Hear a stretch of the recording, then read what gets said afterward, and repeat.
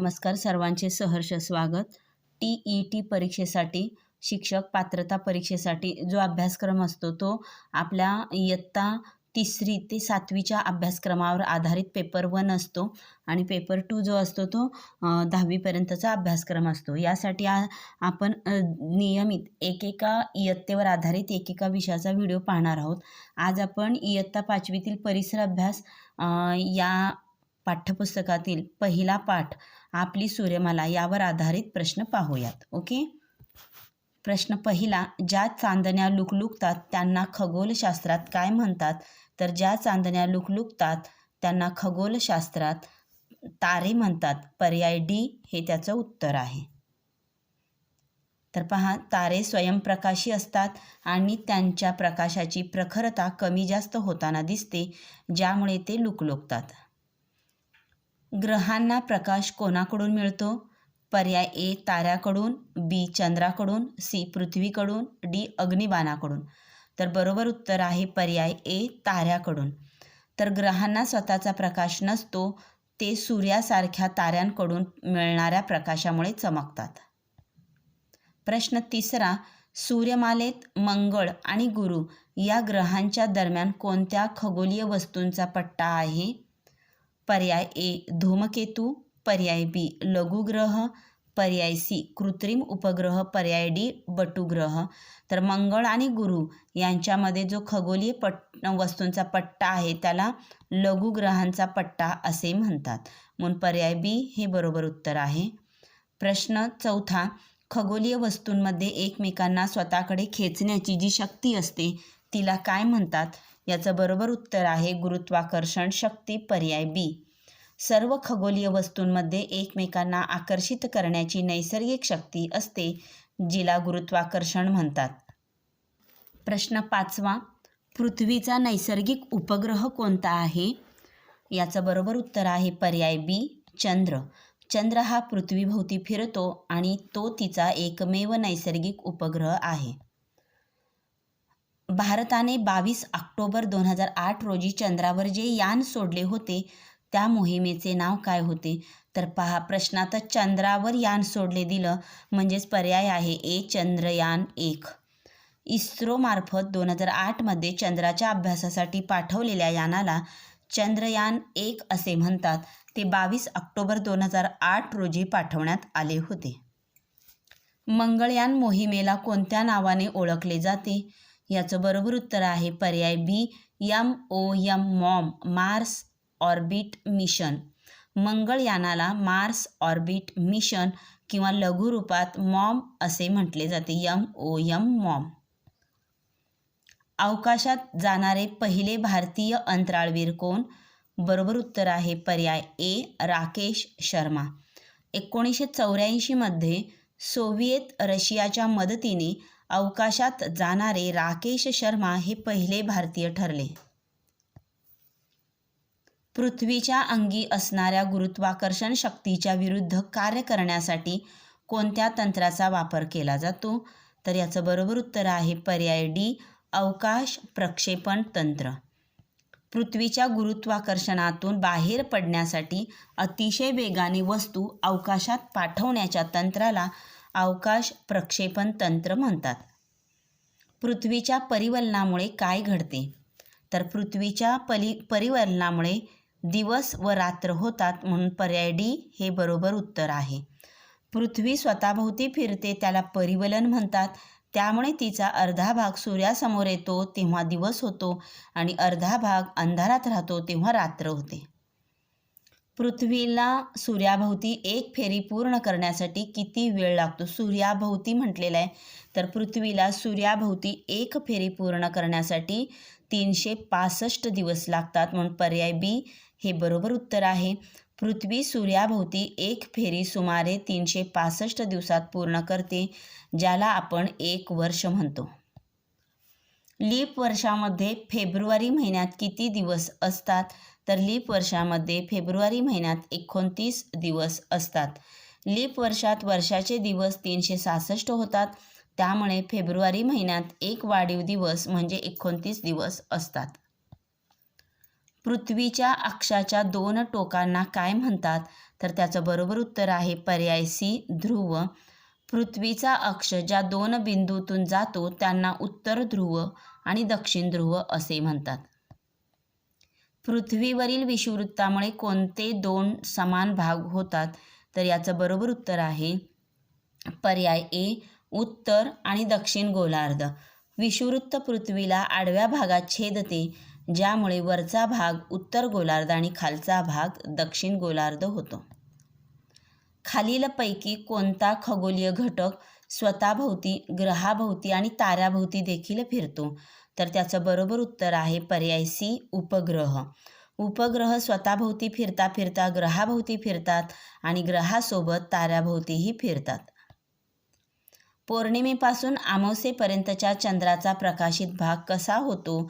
तर त्याचा जो प्रकाशित भाग आहे तो हळूहळू कमी होत जातो, म्हणून पर्याय ए हे बरोबर उत्तर आहे. पौर्णिमेला पूर्ण दिसणारा चंद्र अमावस्येपर्यंत हळूहळू लहान होत जातो आणि पूर्ण दिसेनासा होतो. एका अमावस्येपासून दुसऱ्या अमावस्येपर्यंतच्या काळाला काय म्हणतात? तर याला चांद्रमास असे म्हणतात. पर्याय ए हे बरोबर उत्तर आहे. एका अमावस्येपासून पुढच्या अमावस्येपर्यंतच्या सुमारे 28 ते 30 दिवसांच्या काळाला चांद्रमास म्हणतात. चांद्रमासातील प्रत्येक दिवसाला काय म्हणतात? बरोबर उत्तर आहे पर्याय ए तिथी. तर चांद्रमासातील प्रत्येक दिवसाला तिथी असे संबोधले जाते.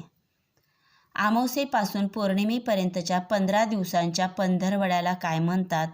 तर अमावस्येपासून पौर्णिमेपर्यंत म्हणजे बघा, अमावस्येला जो काळोख असतो तो पौर्णिमेला हळूहळू काळोख कमी होतो, म्हणून आपण त्याला शुक्ल पक्ष म्हणतो. ज्या काळात चंद्राचा प्रकाशित भाग वाढत जातो त्या पंधरवड्याला शुक्ल पक्ष म्हणायचं, आणि पौर्णिमेपासून अमावस्येपर्यंत प्रकाशित भाग कमी कमी होत जातो त्याला कृष्ण पक्ष म्हणायचं. ओके. शेतीसाठी हवामानाचा अंदाज घेण्यासाठी मानवाला कशाची मदत होते? बरोबर उत्तर आहे पर्याय बी कृत्रिम उपग्रह. मानवनिर्मित कृत्रिम उपग्रहाद्वारे पृथ्वीवरील ढग, वारे आणि तापमानाचे निरीक्षण करून अंदाज वर्तविला जातो. सूर्यमालेतील ग्रहांचा सूर्यापासूनचा योग्य क्रम ओळखा. बुध, शुक्र, पृथ्वी आणि मंगळ. पर्याय बी हे बरोबर उत्तर आहे. हे पहिले 4 ग्रह सूर्यापासून क्रमाने येतात.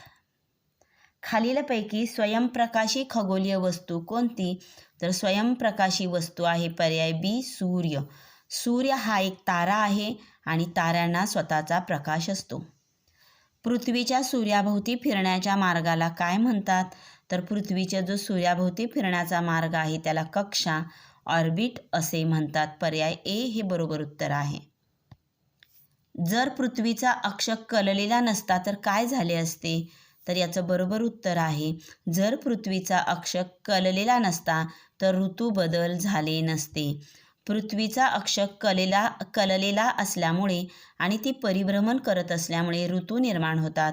अक्ष सरळ असता तर हवामान बदलले नसते. आपली पृथ्वी हा एक अनमोल ग्रह आहे कारण तिच्यावर सजीव सृष्टी आहे. पर्याय बी हे त्याचं बरोबर उत्तर आहे. आत्तापर्यंतच्या संशोधनात पृथ्वीसारखी सजीव सृष्टी असलेला दुसरा कोणताही ग्रह आढळलेला नाही, म्हणून ती अनमोल आहे. अग्निबाणामध्ये इंधनाचे ज्वलन झाल्यावर काय होते? बरोबर उत्तर आहे पर्याय सी. प्रचंड ऊर्जा निर्माण होऊन तो वेगाने पुढे ढकलला जातो. इंधनाच्या ज्वलनामुळे निर्माण होणाऱ्या ऊर्जेमुळे अग्निबाण गुरुत्वाकर्षणाविरुद्ध वेगाने अवकाशात ढकलला जातो. ओके. तर आपले इथं सर्व प्रश्न 26च्या 26 प्रश्न आपले बरोबर आलेले आहेत. आता पुढील 26 प्रश्न आपण पाहूया. दररोज 50 प्रश्नांचा सराव आपल्याला अशा पद्धतीने होणार आहे. 27वा प्रश्न, तारे आणि ग्रह यांच्यातील मुख्य फरक कोणता आहे? तर तारे स्वतःच्या प्रकाशाने चमकतात तर ग्रह स्वतःचा प्रकाश नसून ताऱ्यांकडून प्रकाश मिळवतात. पर्याय ए हे बरोबर उत्तर आहे. पृथ्वीच्या परिवलनाची दिशा नेमकी कशी असते? याचं बरोबर उत्तर आहे पर्याय बी पश्चिमेकडून पूर्वेकडे. पृथ्वी स्वतःभोवती पश्चिमेकडून पूर्वेकडे फिरते, म्हणूनच आपल्याला सूर्य पूर्वेला उगवताना दिसतो. पृथ्वीच्या एका परिभ्रमणाला साधारणपणे किती कालावधी लागतो? याचं बरोबर उत्तर आहे पर्याय ए 365 दिवस आणि 6 तास. पृथ्वीला सूर्याभोवती एक फेरी पूर्ण करण्यासाठी लागणाऱ्या कालावधीला आपण वर्ष म्हणतो, जो साधारण 365 दिवस आणि 6 तासांचा असतो. सूर्यमालेत लघुग्रहांचा पट्टा कोणत्या 2 ग्रहांच्या दरम्यान आढळतो? तर यापूर्वी आपण वेगळ्या पद्धतीने हा प्रश्न पाहिलेला आहे. तर मंगळ आणि गुरु या 2 ग्रहांच्या दरम्यान लघुग्रहांचा पट्टा आहे, म्हणून पर्याय ए हे बरोबर उत्तर आहे. मंगळ आणि गुरु या 2 ग्रहांच्या दरम्यान असंख्य लहान खगोलीय वस्तूंचा एक मोठा पट्टा आहे, ज्यांना लघुग्रह म्हणतात. बटुग्रह म्हणून ओळखल्या जाणाऱ्या प्लुटोची खालीलपैकी कोणती वैशिष्ट्ये बरोबर आहेत? तर याचं बरोबर उत्तर आहे पर्याय डी. तो सूर्याभोवती स्वतंत्रपणे परिभ्रमण करतो, त्याची स्वतःची कक्षा असते. बटुग्रह हे इतर ग्रहांच्या उपग्रहासारखे नसून ते सूर्याभोवती स्वतःच्या कक्षेत स्वतंत्र फिरतात. भारतीय अंतराळ संशोधन संस्थेने इस्रोने मंगळयान मोहिमेत पहिल्याच प्रयत्नात यश कधी मिळवले? याचं बरोबर उत्तर आहे पर्याय बी 24 सप्टेंबर 2014. 24 सप्टेंबर 2014 रोजी मंगळयान मंगळ ग्रहाभोवतीच्या कक्षेत यशस्वीरित्या प्रस्थापित झाले आणि भारताने इतिहास घडविला. ग्रह सूर्याभोवती ठराविक कक्षेत का फिरतात? तर याचं बरोबर उत्तर आहे पर्याय ए. सूर्याची गुरुत्वाकर्षण शक्ती आणि ग्रहांची सूर्यापासून दूर जाण्याची प्रवृत्ती यांच्या एकत्रित परिणामामुळे ग्रह सूर्याभोवती ठराविक कक्षेत फिरतात. पृथ्वीवरील वस्तू पृथ्वीवरच का राहतात? त्या अवकाशात का उडून जात नाहीत? याचं बरोबर उत्तर आहे पर्याय बी. पृथ्वीच्या गुरुत्वाकर्षण शक्तीमुळे सर्व वस्तू पृथ्वीच्या केंद्राकडे खेचल्या जातात, वस्तू जमिनीवरच राहतात. अवकाशात यान पाठवण्यासाठी अवकाश प्रक्षेपण तंत्रात कोणत्या साधनांची मुख्य गरज असते? तर याचं बरोबर उत्तर आहे पर्याय सी. शक्तिशाली अग्निबाण. अग्निबाणामध्ये प्रचंड इंधन जाळून मोठी ऊर्जा निर्माण केली जाते, जी गुरुत्वाकर्षणाविरुद्ध यान अवकाशात नेण्यास मदत करते. राकेश शर्मा यांनी अंतराळातून भारतीयांना कोणता प्रसिद्ध संदेश पाठवला? तर याचं बरोबर उत्तर आहे पर्याय ए. सारे जहां से अच्छा हिंदोस्तां हमारा. राकेश शर्मा यांनी भारताकडे पाहताना कवी इक्बाल यांच्या कवितेतील ही ओळ संदेश म्हणून पाठवली होती. पृथ्वीच्या अक्षाचे मुख्य वैशिष्ट्य कोणते आहे? तर याचं बरोबर उत्तर आहे पर्याय डी. पृथ्वीचा अक्ष कललेला आहे. पृथ्वीचा अक्ष कललेला असल्यामुळेच पृथ्वीवर दिवस रात्रीचा कालावधी बदलतो आणि ऋतू निर्माण होतात. विषुववृत्त म्हणजे काय? याचं बरोबर उत्तर आहे पर्याय बी. उत्तर आणि दक्षिण ध्रुवांच्या मध्यभागी पृथ्वीभोवती काढलेले काल्पनिक वर्तुळ. विषुववृत्त पृथ्वीचे 2 समान भाग करतं, उत्तर गोलार्ध आणि दक्षिण गोलार्ध. ते ध्रुवांच्या मधोमध असते. पृथ्वीवर दिवस आणि रात्र का होतात? तर पृथ्वीच्या स्वतःभोवतीच्या फिरण्यामुळे परिवलनामुळे दिवस आणि रात्र होतात. परिवलनामुळे पृथ्वीचा अर्धा भाग सूर्यासमोर येतो तेव्हा दिवस होतो, अर्धा भाग अंधारात राहतो तेव्हा रात्र होते. उत्तर गोलार्धात उन्हाळा कधी असतो? याचं बरोबर उत्तर आहे पर्याय डी. 22 मार्च ते 23 सप्टेंबर. या काळात उत्तर गोलार्धात सूर्याकडे कललेला असतो, त्यामुळे दिवस मोठा आणि उष्णता जास्त असते. पौर्णिमेपासून अमावस्येपर्यंत चंद्राचा पृथ्वीवरून दिसणारा प्रकाशित भाग कसा होतो? तर तो काय होतो की पौर्णिमेपासून अमावस्येपर्यंत प्रकाशित भाग हळूहळू कमी होत जातो आणि शेवटी तो अमावस्येला दिसेनासा होतो. चंद्राला स्वतःचा प्रकाश नसतानाही तो रात्री का चमकतो? याचं बरोबर उत्तर आहे पर्याय डी. सूर्याचा प्रकाश चंद्रावर पडतो आणि तो परावर्तित होऊन पृथ्वीवर येतो. चंद्र हा स्वयंप्रकाशित नाही, तो सूर्याचा प्रकाश आरशासारखा परावर्तित करतो, म्हणून तो रात्री चमकतो. पृथ्वीवरून आपल्याला चंद्राची नेहमी एकच बाजू का दिसते? याचं बरोबर उत्तर आहे पर्याय सी. कारण चंद्राचा परिवलन काळ आणि परिभ्रमण काळ हे दोन्ही जवळजवळ सारखेच असतात.